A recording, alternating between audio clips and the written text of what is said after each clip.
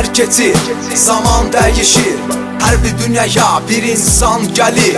O insanı Allah yaradır, ona düz yol gösterir, kömək eləyir. Köməkdən də başqa bizi o sevir, bizi gözləyir.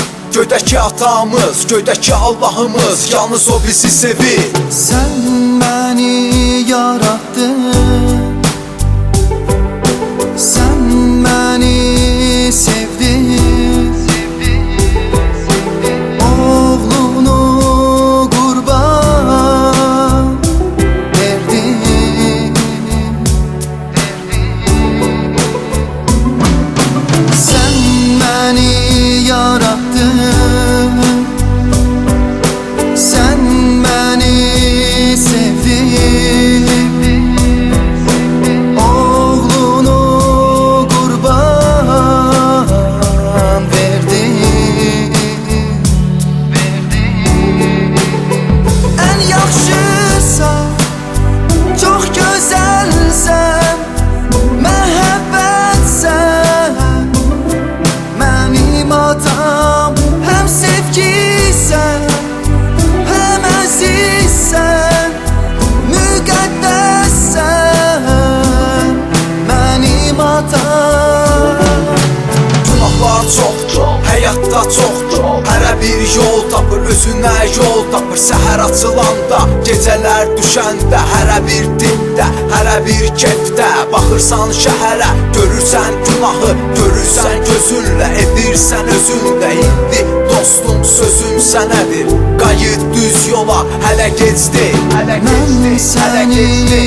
Gördüm, Səhər açılanda, mən səni sevdim, gecələr düşəndə, oğlunu qəbul etdim. göydəki Allahımız, Mən səni gördüm, səhər açılanda, mən səni sevdim, gecələr düşəndə, oğlunu qəbul etdim. hələ gecdi. En yaxşısan, çok güzelsen, məhəbbətsən, mənim atam. Allah, Hem Allah. sevgisen, hem əzizsən, müqəddəssən, mənim atam. Allah, En yaxşısan, çok güzelsen, məhəbbətsən, mənim atam. Allah, Hem Allah. əzizsən, hem sevgisen, müqəddəssən, mənim atam. Allah, Allah. İnsanın çoxsu inanmır ona, insanın çoxsu sevmir onu.